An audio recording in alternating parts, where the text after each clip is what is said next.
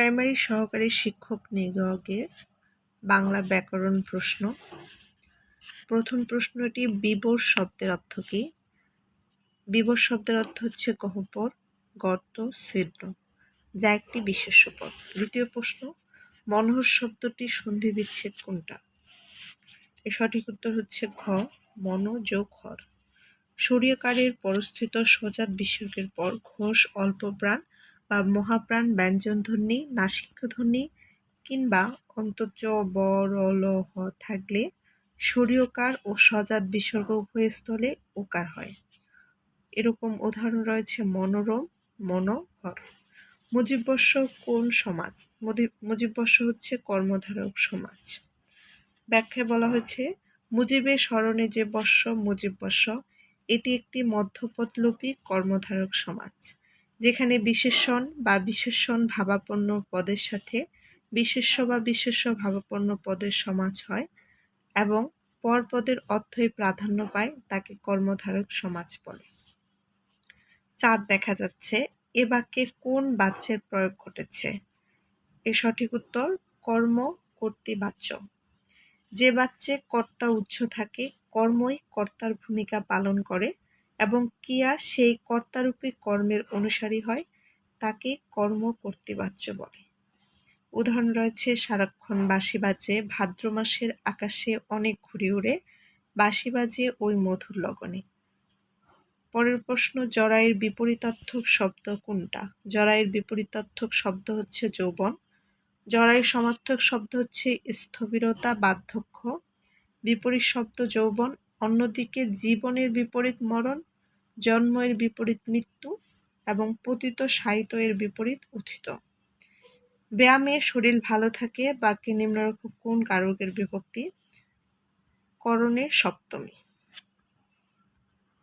ব্যাখ্যায় বলা হচ্ছে, বাক্যস্থিত ক্রিয়াপদের সাথে ক্রিয়ার দ্বারা বাকি উপায়ে প্রশ্ন করলে উত্তরে করণ কারক পাওয়া যায়। ব্যয়ের সাথে এই বিভক্তি যুক্ত হয়, এটি করণে সপ্তমী বিভক্তি। এরূপ ফুলে ফুলে ঘর ভরেছে, যা বলা হবে এর বাক্য সংকোচন কোনটি?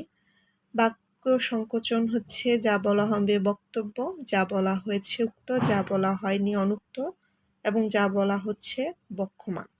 বাংলা ভাষায় কয়টি তৎসম উপসর্গ রয়েছে?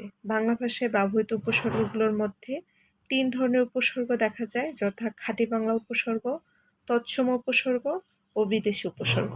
উপসর্গগুলোর মধ্যে তৎসম উপসর্গ হচ্ছে 20টি, খাঁটি বাংলা উপসর্গ 21টি। বাংলা বর্ণমালায় মাত্রাহীন বর্ণের সংখ্যা কত? বাংলা বর্ণমালায় মাত্রাহীন বর্ণের সংখ্যা হচ্ছে 10টি, অর্ধমাত্রা 8টি, মাত্রাযুক্ত হচ্ছে 32টি। মোট বর্ণ রয়েছে 50টি। বাবা শব্দটি কোন ভাষা থেকে আগত?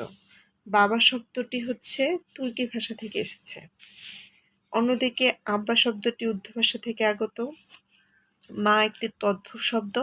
পিতামাতা হলো সংস্কৃত শব্দ। আরও কয়েকটি তুর্কি শব্দ তোষক, বারুদ, বেগম, কাচি, চাকু, উর্দু, কুলি, বাবুর্চি, চাকর, দারোগা। ষড়ঋতু কোন সমাজ? ষড়ঋতু হচ্ছে দ্বিগু সমাজ। ষড়ঋতু দ্বিগু সমাজ। 6 ঋতুর সমাহার। সমাহার বা সমষ্টি বা মিলনার্থী সংখ্যাবাচক শব্দের সঙ্গে বিশেষ্য পদের যে সমাস হয়, তাকে দ্বিগু সমাজ বলে।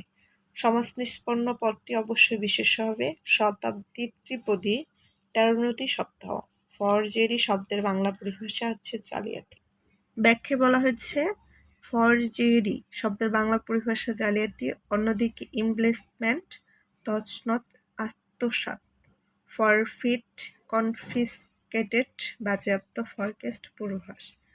জটিল বাক্যের অন্তর্গত প্রত্যেক খণ্ড বাক্যের পর বসে কোনটি? কমা বসবে। ব্যাখ্যা, অল্প বিরতির জন্য কমা বসে, বাক্যের অর্থ স্পষ্ট করার জন্য কমা বসে, বাক্য সম্বোধনের পর কমা বসে, উদ্ধৃতি চিহ্নের আগে কমা বসে, জটিল বাক্যের অন্তর্গত প্রত্যেক খণ্ড বাক্যের পর কমা বসে। যেমন, যে মানুষের কল্যাণ কামনা করে সে মানুষকে সুপরামর্শ দেয়, সেই শ্রেষ্ঠ মানুষ।